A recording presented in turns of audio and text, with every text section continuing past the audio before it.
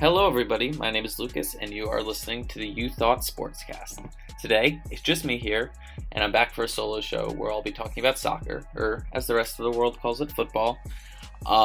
And instead of talking about the German Bundesliga this time, we'll be talking about England, moving a little further west and talking about their second division playoff. This division is known as the EFL Championship, and the playoff is to see who will play in the top flight of English soccer next year, the Premier League. So, who are the teams competing in the EFL playoff this year? And how do I think they'll do? And what's their sort of history? So first up, we have third place Brentford. Brentford, if we're being honest, of the four teams in here, has had the least recent success of any of them. They had a brief heyday in the 1930s when they were consistently top half finishers in the first division, the division that used to be the top flight of English football and served as a precursor to the Premier League. Since that point, they've basically just bounced around the lower divisions, sometimes being up in the second division, as far down as the fourth, but never really making a push to be back up at the top. But that's all changed in the past couple of years, especially this year as Brentford beat a lot of people's expectations despite having a low budget and finished third in the division. And a lot of this is up to their strategy and their decision-making. According to Steve Price in Forbes, Brentford are the Moneyball team of the championship. As many of you know, Moneyball is a concept that got popular in American baseball back in the early 2000s with the Oakland A's. Also a team with a very small budget who punched above their weight because they were able to do great scouting and use stats to find bargain deals in players. And Brentford has done much of the same, finding deals, reselling players at a high value, and buying guys on the cheap that really fit their system and team. They've been led by a prolific offense in front line, which had a plus 42 goal differential, which is tied for Leeds, which is for best in the division. This was especially thanks to Said Benrahma, who's gotten a lot of attention from bigger clubs in the Premier League. So if Brentford don't get promoted, you could see him getting a move to sort of a mid-table Premier League side that would really improve the offense of those teams. They did have a pretty average start to the season. They set 9th place in mid-November, but they worked their way into a playoff spot around the time of the new year.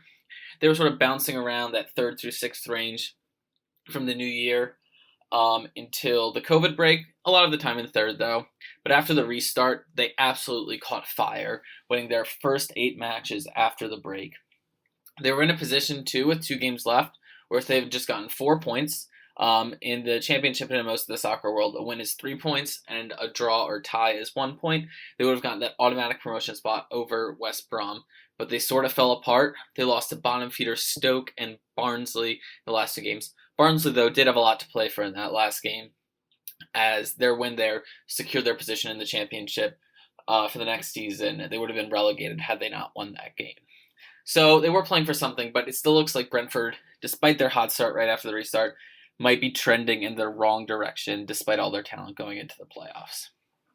Up next in 4th place, we have Fulham, Brentford's West London rivals. So despite not playing in the top flight of English football between the mid-60s and late 1990s, they spent the majority of their time in the last 20 years in the Premier League. For all those Americans out there like myself, you'll remember Fulham as the team that Clint Dempsey, the starting American striker, used to play for and made a name for himself there and at Tottenham Hotspur in England. So this is their first season back in the championship. In a little bit, they were relegated at the end of the 2018-19 season, and they're looking to go right back up into the Premier League. Again, that place they've occupied for a lot of the last 20 years, despite some blips along the way. So, looking at this season, despite their relegation, Fulham have been consistent throughout the year. They never really reached the heights of a Leeds or a West Brom, but they stayed in and around the playoff spots for almost the entirety of the season. And this is pretty impressive. A lot of times, teams that have been recently relegated from the Premier League just implode. They can't hold on to all their players because they don't have the cash inflow, the style of play doesn't work, and they just fall apart. And you've seen this recently with teams like Huddersfield Town and Stoke City, who currently sit towards the bottom of the championship while not being relegated, and especially Hull City, who a few years ago were a Premier League team, and this year got relegated out of the championship down into League One. So it's impressive that Fulham have been able to hold on to their key players and sort of make a push back for the Premier League. The most key of those players is their superstar Serbian striker Alexander Mitrovic, who had 26 goals this year.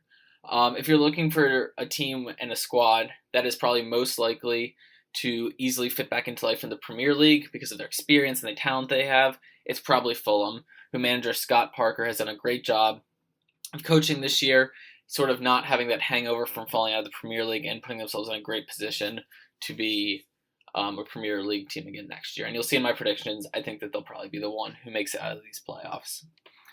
They especially were good this past year because they had great passing accuracy and played a very possession-heavy game. They were second highest in possession of any team in the championship after Leeds, so like to pass the ball around, create opportunities on offense, and they're really good at that too, as with their passing accuracy, which again was the best in the championship last year.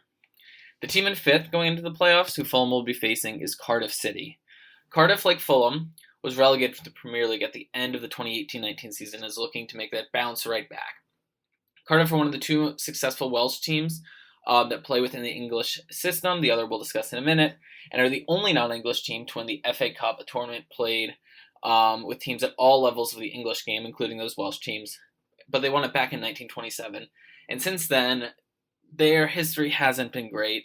Since 1965, they've only spent 2 seasons in the top flight, in 2013-14, and then again in 2018-19, both times of which they've been relegated immediately back down to the championship. But they're looking to rebound again, make that jump back up to the Premier League level, and it's an encouraging sign for their overall development as a team that within the last 7 years, they've spent 2 years in the Premier League, despite not spending any time in the top flight of English football since the mid-60s before that.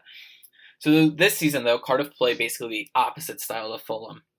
They were lowest in the championship in possession, and they like to press, win the ball back high up the pitch, and quickly score and counterattack. And this is a strategy you see used really effectively by a lot of the lower-end teams of the Premier League, and a style which was perfected by Leicester City, who, despite not having the talent of many Premier League teams, won playing this high-pressing, counterattacking style back in 2015-16. They also are great from set pieces, free kicks, and corners, with the most goals from set pieces of any team in the championship this season. They middled through the pack for most of the start of the year, but like Brentford, they've had an excellent time since the restart, winning most of their games, and they snuck into 5th position and a really crowded pack around those playoff spots.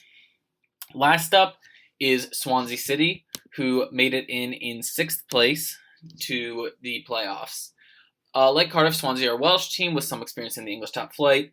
They really had very limited experience before this decade, only having a couple seasons in that top flight. But they played in the Premier League every year from 2011 to 2018, were especially successful under Brendan Rodgers, who is now the Leicester manager, but also previously managed Liverpool in the past. Their ability to make the playoffs this year has been nothing short of remarkable, though.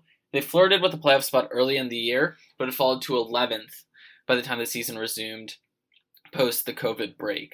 On the last day, they needed essentially a miracle to make it into the playoffs, and they got it. They needed Nottingham Forest to lose, and they needed to win, and they needed to overturn a goal differential of -5. So goal difference is the tiebreaker in the championship and at most levels of soccer, and Nottingham Forest's goal differential going into the game was 5 higher than Swansea's was.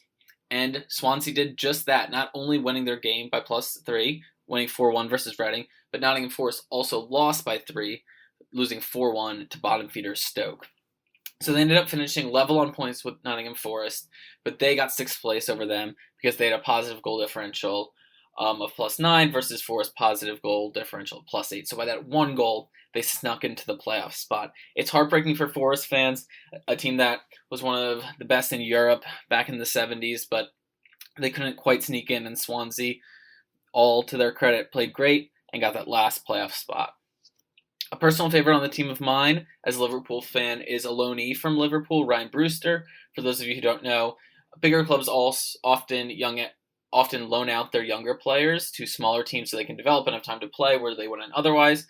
And one of those Liverpool youngsters is Ryan Brewster, who's only 20 years old, but in his 20 matches for Swansea has scored 10 goals, helped lead the front line, and put them in a position to be in the playoffs. So those are the teams we're looking at who will be competing to join the Premier League the next year. Brentford, Fulham, Cardiff, and Swansea.